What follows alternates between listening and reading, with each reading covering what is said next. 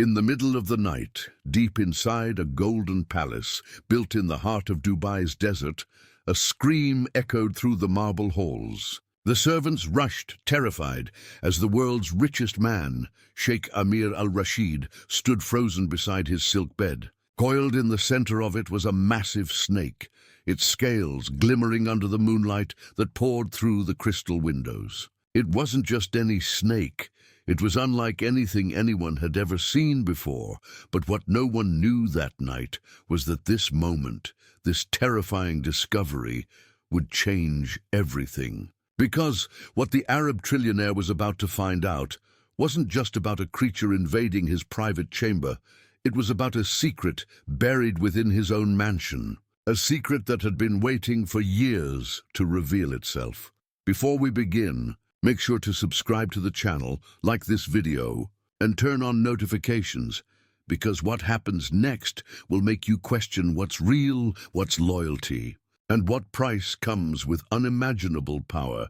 Stay until the end, because the twist will leave you speechless. The sun burned over Dubai's skyline as Sheikh Zain Al Karim watched the city from his penthouse balcony. The desert wind swept in through the open glass doors, carrying the faint scent of sand and salt from the distant sea. Below him, traffic pulsed like blood through steel veins, cars glimmering in the sun, people moving with purpose. From up here, everything looked perfect, but perfection was an illusion. Zain leaned against the railing, dressed not in his usual tailored Armani suit, but in a plain linen shirt, the first step in a plan that would change his life. Inside the suite, his assistant Omar waited nervously beside a stack of documents. "Are you certain about this, sir?" Omar asked. "This experiment could backfire. The board won't understand." Zain smiled faintly, his dark eyes distant. "The board doesn't have to understand.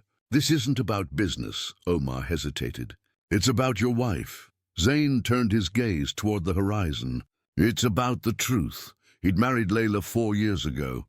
A woman who at first seemed like the answer to every prayer, graceful, kind, and intelligent.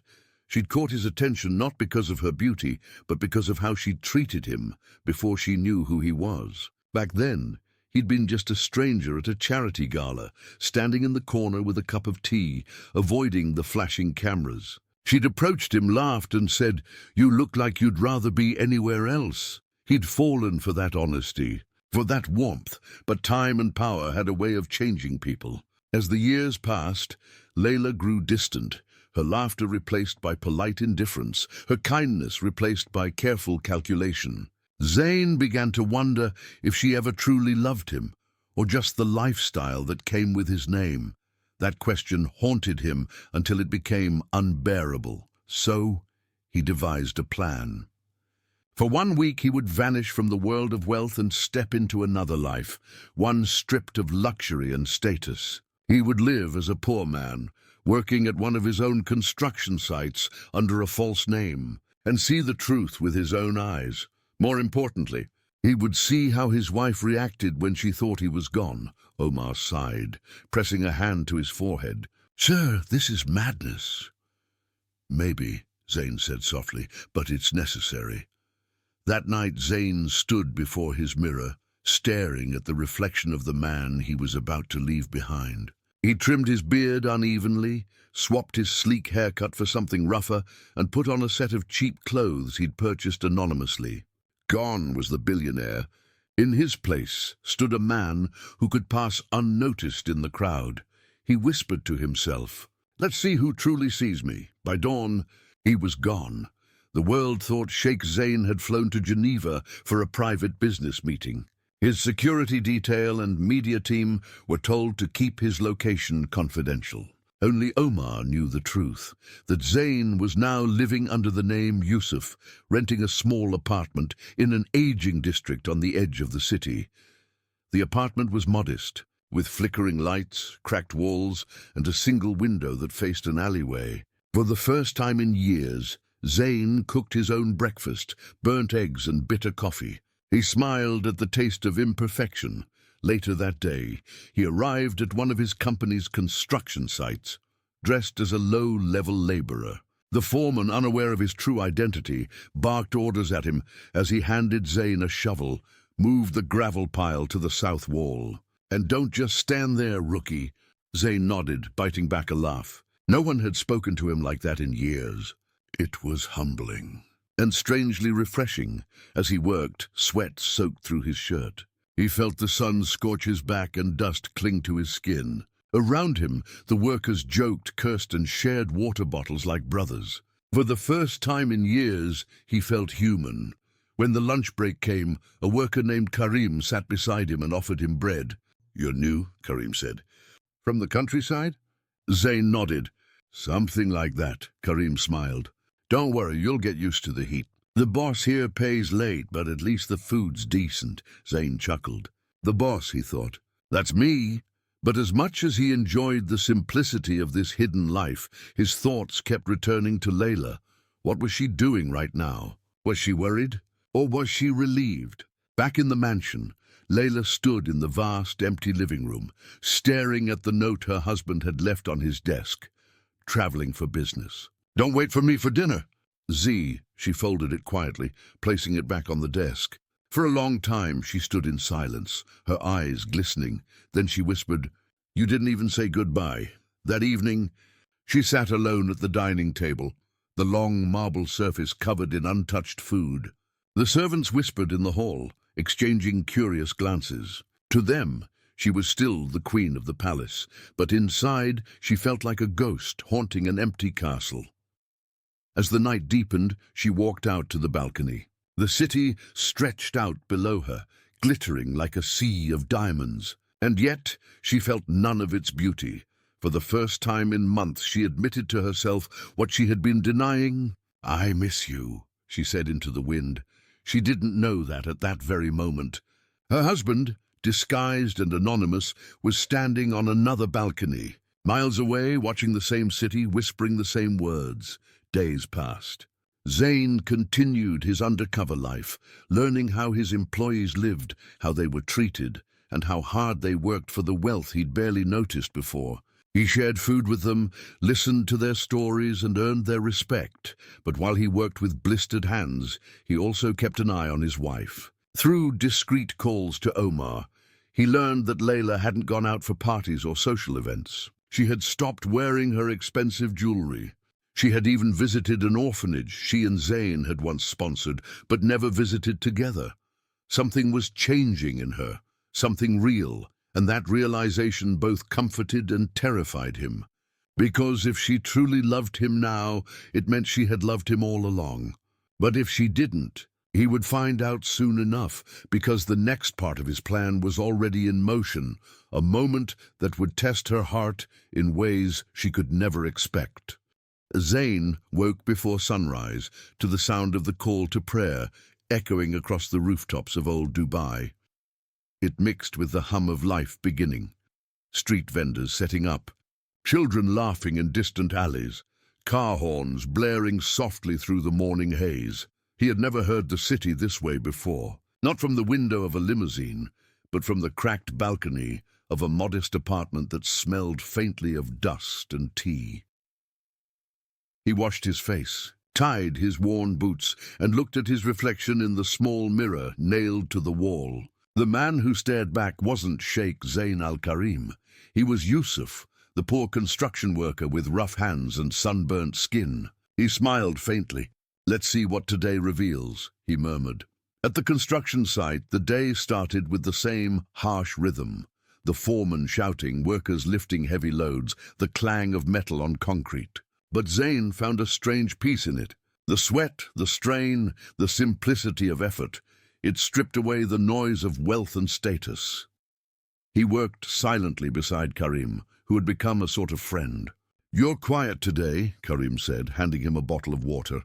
"Just thinking," Zane replied. "About what?" "About how people change when life becomes too easy." Karim laughed. "That's deep, brother." "You sound like one of those scholars," Zane smiled. "If only you knew." At lunchtime, Karim mentioned something that made Zane freeze. "You know that charity event happening tonight at the Al-Karim Foundation? They say the Sheikh's wife will be there representing him." Zane's heart skipped. Layla, he hadn't planned to see her, not yet. But fate had a way of placing people where they needed to be. That evening he would go to the event, not as her husband, but as someone invisible. By nightfall, Zane stood among a small crowd of laborers and low-income guests invited by the foundation. He wore his simplest clothes, a plain grey shirt, clean but faded, and a pair of scuffed shoes. Around him the ballroom sparkled with gold and marble. Chandeliers glowed like constellations, and waiters moved gracefully between tables. Then she appeared. Layla entered the room in a modest beige dress, nothing like the lavish gowns she used to wear. Her hair was tied simply, her jewelry minimal. But what caught Zane off guard wasn't her beauty, it was her demeanor. She looked calm, sincere, and strangely humble. She wasn't the woman who once demanded luxury or scorned small talk. She smiled gently at the guests, shook hands with charity workers, and even knelt to greet a child who had lost his parents. Zane felt something twist in his chest. He had expected to catch her pretending, to see her cold or detached. Instead, he found a woman rediscovering her heart. As the speeches ended, Layla approached the lower tables where the poorer guests sat. Her eyes scanned the faces warmly until they landed on Zane. For a split second, their gazes locked. He held his breath. Would she recognize him? No, he thought. The beard, the rough clothes, the tired eyes, she couldn't possibly. She smiled at him. "Have we met before?" she asked, her voice soft. Zane forced a small smile. "No, ma'am. I don't think so." She studied him for a moment longer. "You remind me of someone," she said quietly, then added with a hint of sadness, "someone I miss." Zane's throat tightened. "He must be lucky," he said. Layla smiled faintly. "He was. I just don't know if he knew it." Their eyes lingered for a moment before a volunteer interrupted her to discuss donation details. Layla excused herself politely, but as she walked away, she looked back, just once, at the man who reminded her of her husband. Zane stood frozen, his heart pounding. The temptation to reveal himself almost overcame him. But no, not yet. He needed to see her truth without the influence of his wealth or identity.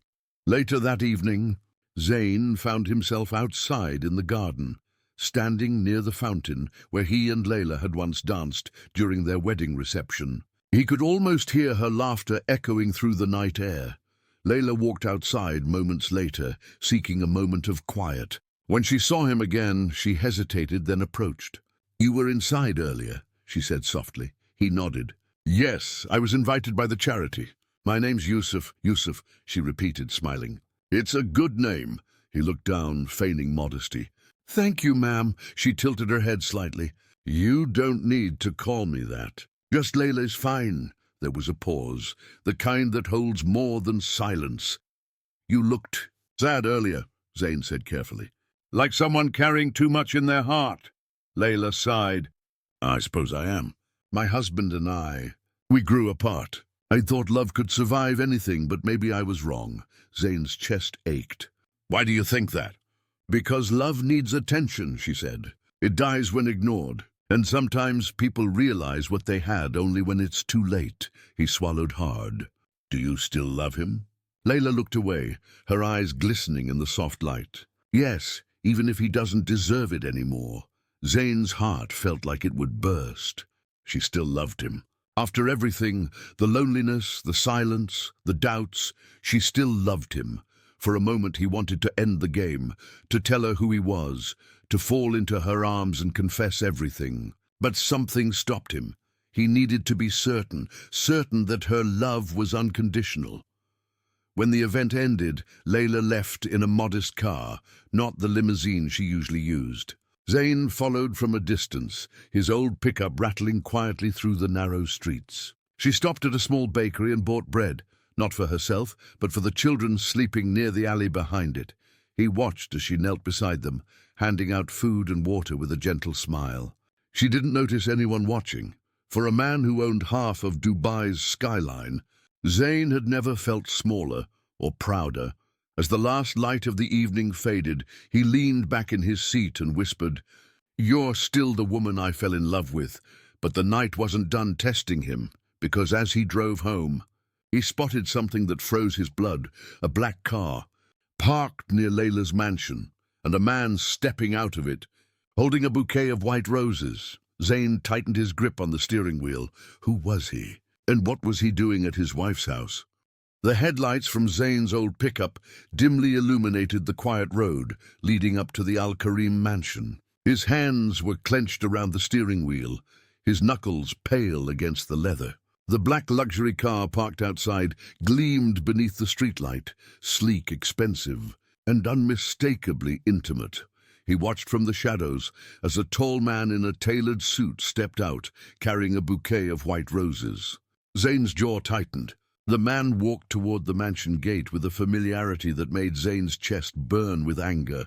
Who is he? For years, Zayn had been the one to leave flowers for Layla, lilies, her favorite. But roses? Roses meant something else. They were romantic, personal. Zayn shut off the engine and waited, his heart pounding. He knew he shouldn't be here.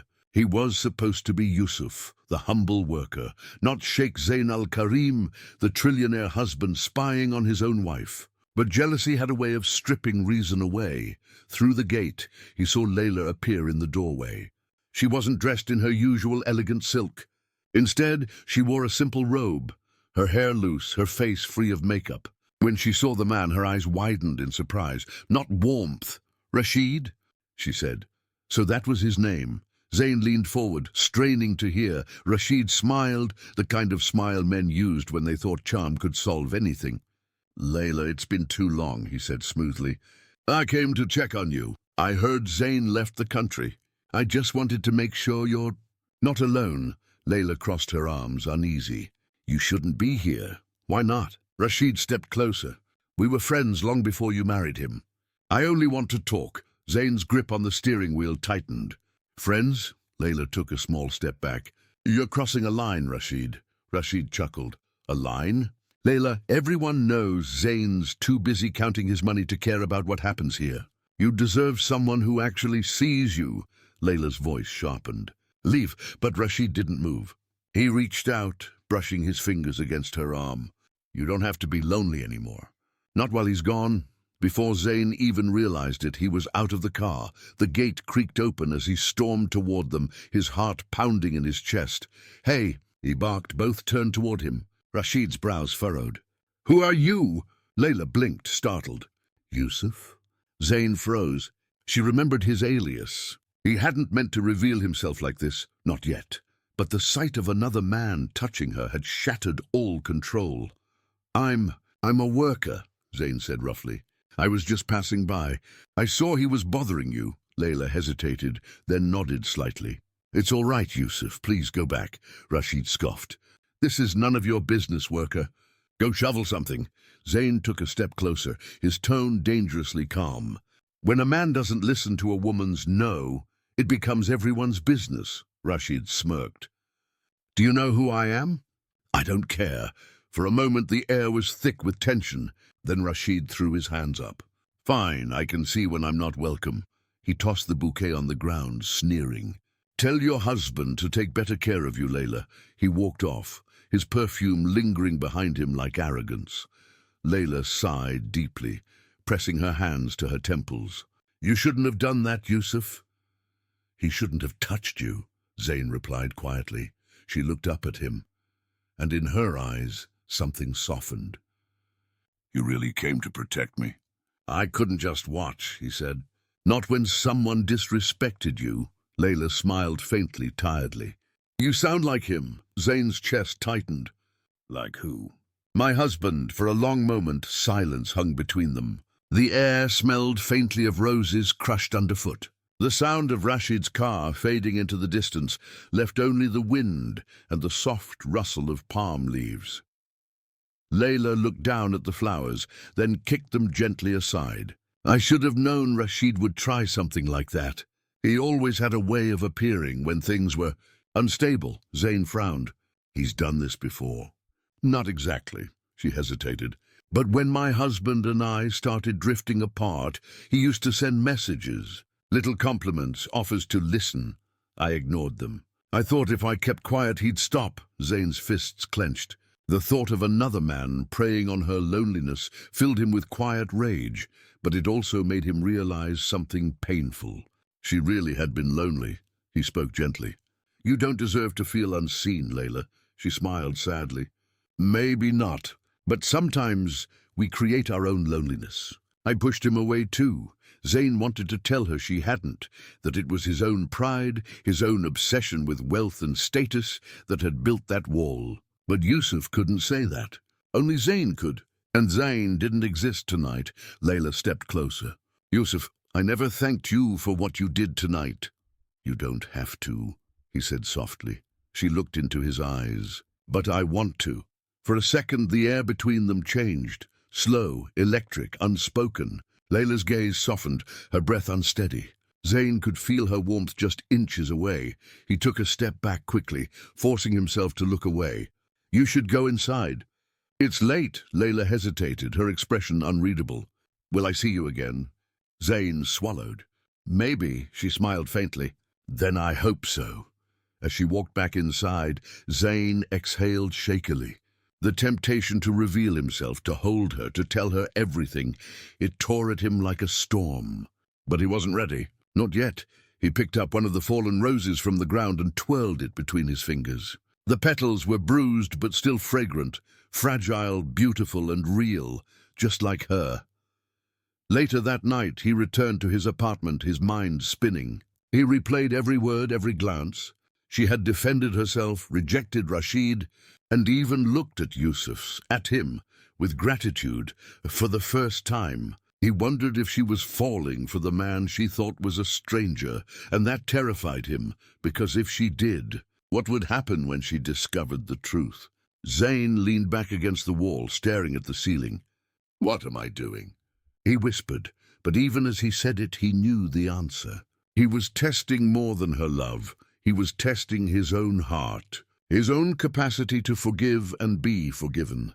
Outside, the city pulsed with light and noise, but inside that small apartment, Zayn felt something rare, hope, and yet he knew that hope came with risk, because secrets had a way of destroying everything they touched, and this one was growing heavier by the day. The next few days passed like a storm, quietly brewing beneath clear skies. Zayn, still disguised as Yusuf, returned to the construction site, his mind no longer focused on the sound of hammers or the dust rising from cement.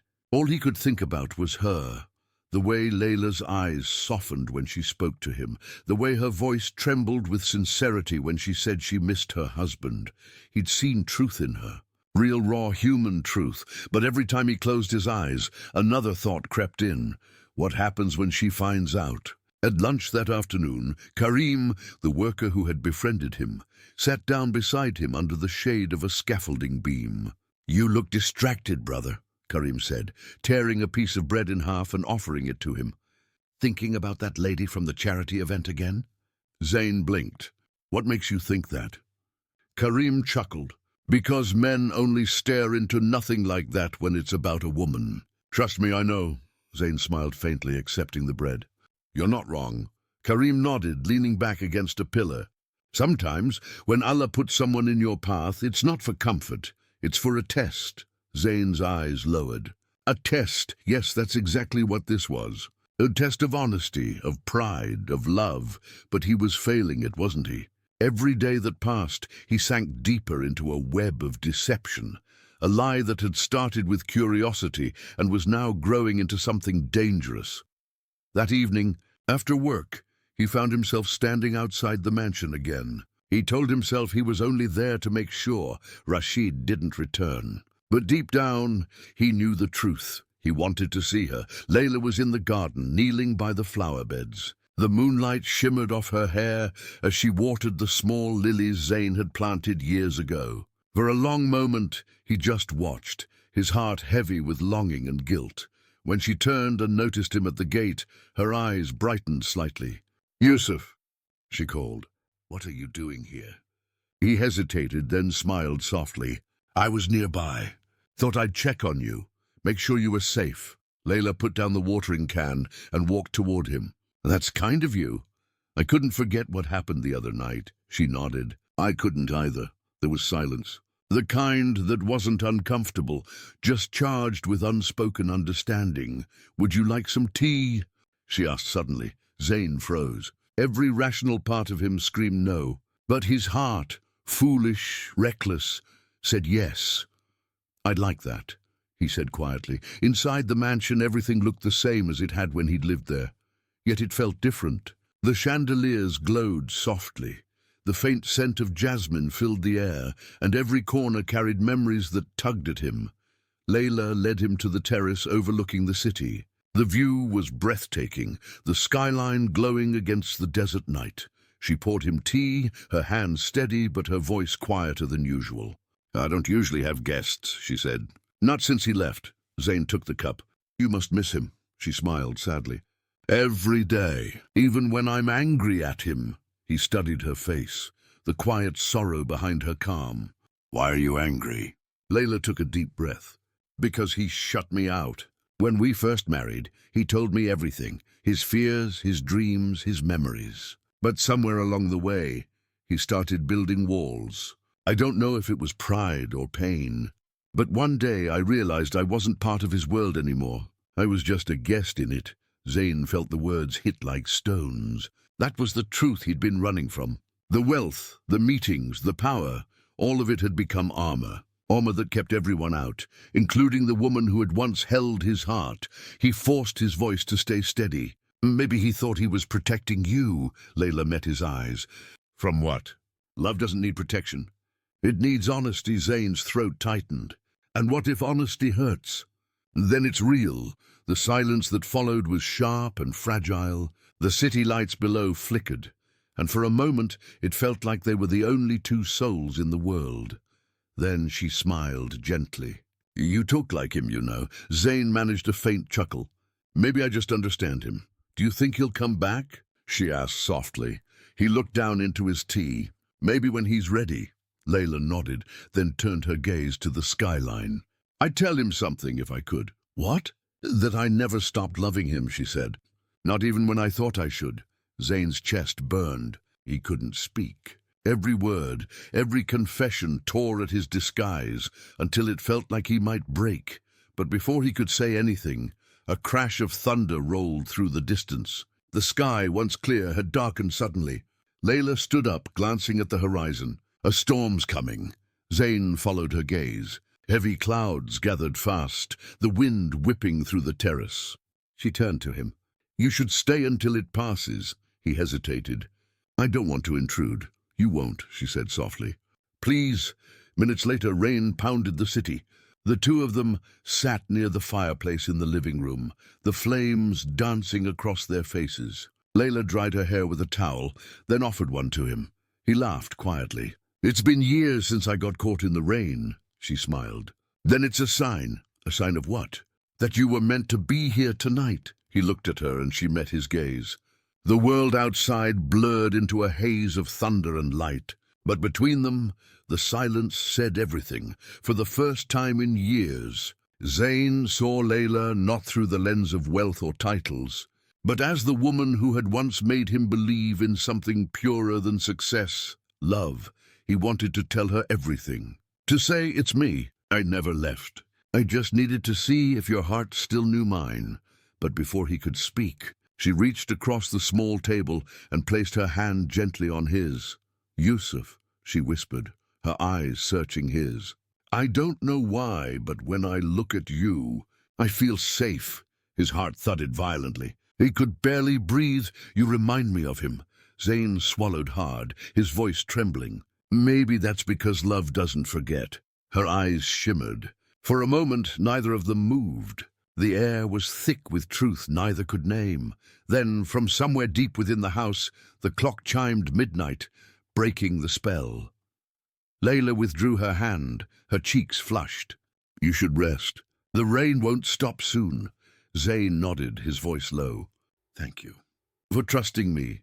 As she stood to leave, she paused by the door and said softly, "Sometimes strangers remind us who we really are." Zane sat in silence long after she was gone.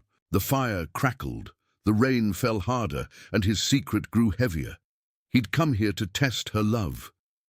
But now, he was the one being tested. The morning sun was merciless over Dubai, turning the glass towers into pillars of fire. Sheikh Amir al-Rashid stood in his study, the metallic cube before him glowing faintly in the light. He hadn't slept. His father's secrets had dragged him into a storm far greater than wealth or legacy, and now the consequences were catching up. Nadia burst through the door without knocking. "Amir, it's on the news," she said, breathless. He turned sharply. "What is?" "They know about the cube. Someone leaked footage from the surveillance room, of you, of the serpent, of the well." Amir's blood went cold. "That's impossible." "I ordered those files destroyed. Someone copied them before your command. It's everywhere. Investors are panicking. Reporters are at the gate. And there's more." She hesitated. "A woman called earlier. She said her name is Samira. She claimed to be your father's student." Amir's pulse quickened. "Did she say what she wants?" "She said she's coming for what's hers." Hours later, the palace gates trembled under the weight of cameras and shouting journalists. The Al-Rashid Empire was unraveling in real time. Stocks were crashing, and whispers of madness spread among board members. "He's obsessed with ancient curses," they said. "He's lost his mind." Amir ignored them all. His focus was fixed on the cube, and the truth inside it.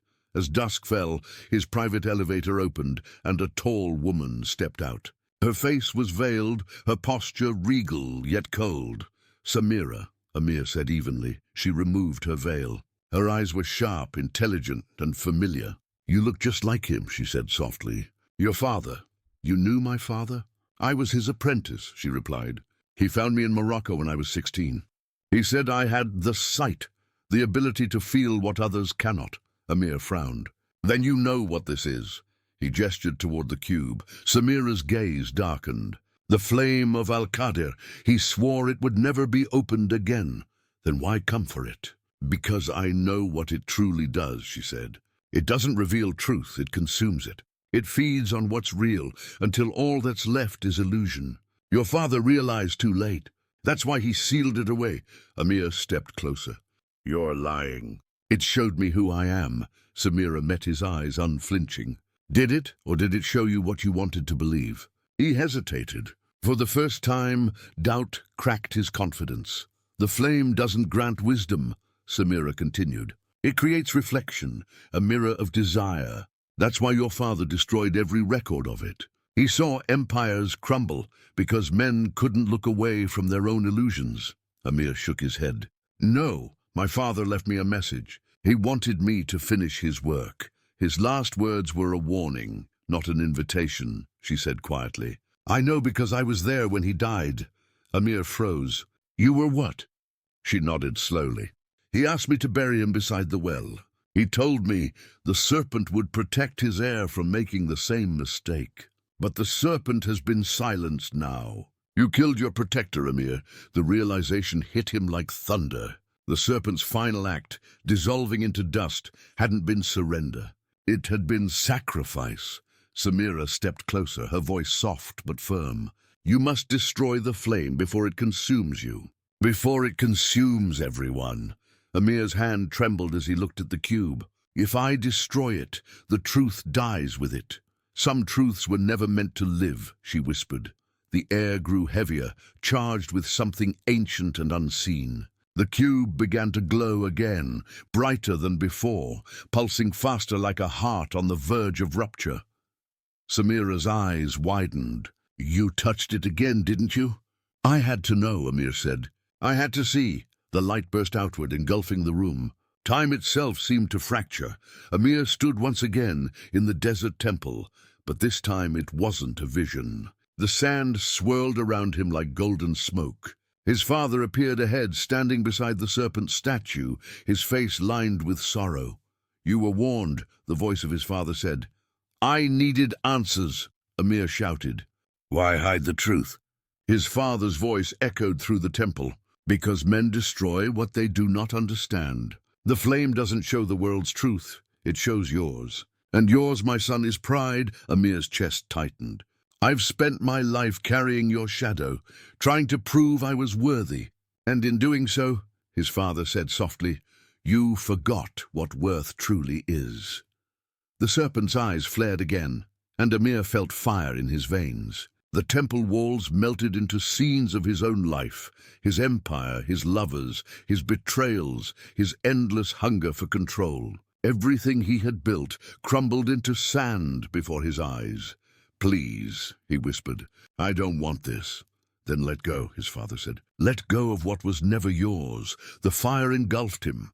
When Amir opened his eyes again, he was back in his study. The cube lay cracked open, smoke curling from its surface. Samira knelt beside him, tears glistening in her eyes. It's over, she whispered. He looked down at his hands. The glowing veins were gone. The illusion had broken. What? What did it show you? She asked quietly. Amir smiled faintly, though his eyes were full of pain. It showed me that truth isn't something to own. It's something to protect. Samira helped him to his feet. Then protect it wisely. Don't let what your father started become another curse. Amir nodded slowly. The flame will be buried where it belongs. This time, forever. Outside, the wind howled across the desert, carrying the sound of shifting sand, as if the land itself exhaled in relief. Amir stood by the window, watching the sunrise bleed over the horizon. The empire he had built might crumble. His fortune might vanish. But for the first time, he didn't care. He whispered into the light, Father, I understand now. Some power is meant not to be used, but to be guarded. Behind him, Samira placed the broken cube into a sealed chest and closed the lid. The serpent's faint engraving glimmered one last time, and then faded forever.